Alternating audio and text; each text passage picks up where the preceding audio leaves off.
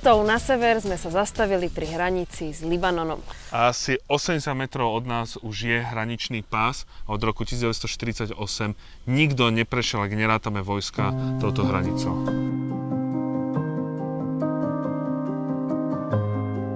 Jedny z najstráženejších hraníc na svete sú práve v Izraeli. Vzbudzujú už z diaľky veľký rešpekt. Izrael zo severu susedí s dvoma znepriateľenými krajinami. S Libanonom a so Sýriou. Celé okolie hraníc v Golanských výšinách je doposiaľ nasiaknuté brutálnou vojnou, ktorá sa tu nedávno odohrala. Smrť a úzkosť vojakov cítiť zo stien bunkrov, v ktorých zahynuli. Jeden plot rozdeľuje dva svety, dve ideológie a dve smrtiace armády. Stačí jeden nepredvídateľný krok a opäť vzblkne vojna.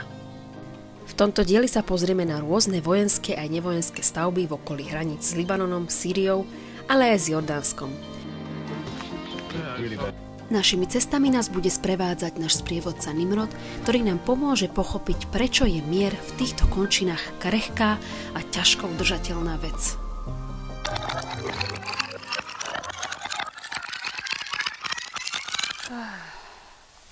Dosť silné.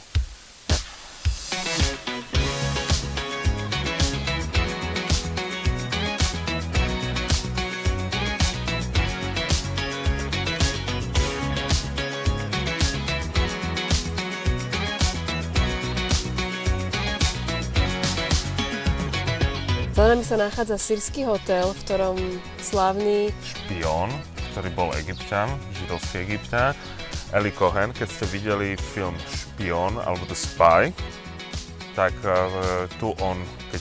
Toto bolo jedno z miest, na ktorých špionoval.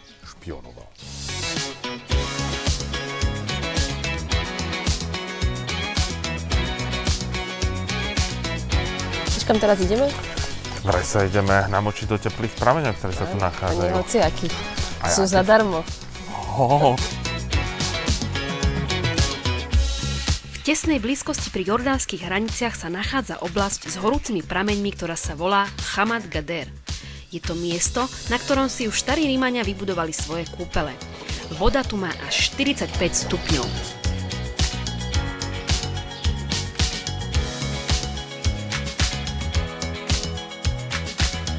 Nachádzame sa v sýrskych kúpeloch. Starých sýrskych kúpeloch ešte pred roka 1967, kedy celá táto oblasť patrila Sýrii. Sýrski armádni velitelia sa tuto boli kúpať, ako sa teraz kúpali. Rochnili, i keď si vieme predstaviť, že toto bolo o mnoho krajšie bez týchto úžasných hebrejských grafitov. Čo si povedal, rochnili? Rochnili. Čo je to slovo? Taký, to my používame. Ak sa chcete zapotiť rovnako ako my v horúcich kúpeloch, stačí si pozrieť ceny za vstup a ubytovanie nedalekého upraveného kúpeľného komplexu. Musíte uznať, že tieto divoké kúpele, ktoré postavili Syrčania, majú niečo do seba. Aha. Na čo sa tam vlastne pozeráš? Pozerám sa na tú vec, kde by mali byť vojaci, lebo toto je Jordánsko. Ale my sme na izraelskej strane, dúfam ešte stále. Áno, ako vidíš, keby že to prejdeš, tak to neprejdeš. Neprejdem, lebo budem rozhadzovať ručičkami, nožičkami, lebo toto je hranica medzi Izraelom a Jordánskom na Golanských výšinách, ale keby sme išli trošku ďalej, tak tam už narazíme na izraelsko-sýrsku hranicu a to je, že zóna no-go. Poďme sa tam pozrieť. Poďme.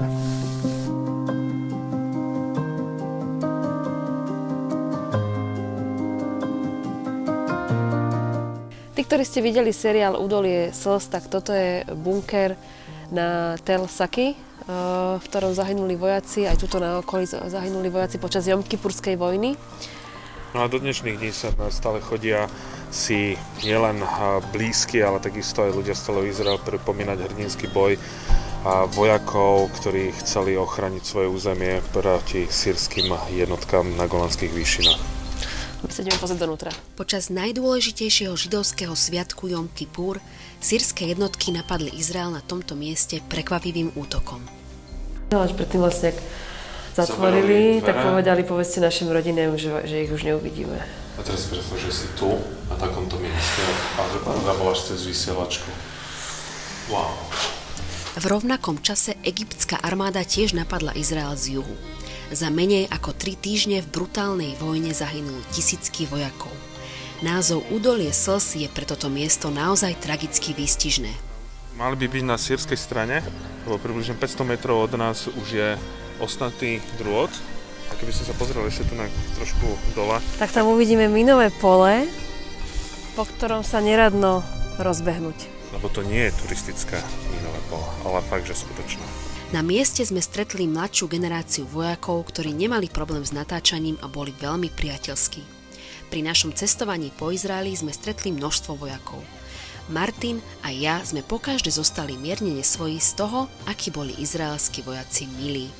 Po hrozivých správach a prirovnaniach ku krvilačným beštiám človek určite nečaká to, čo sme videli.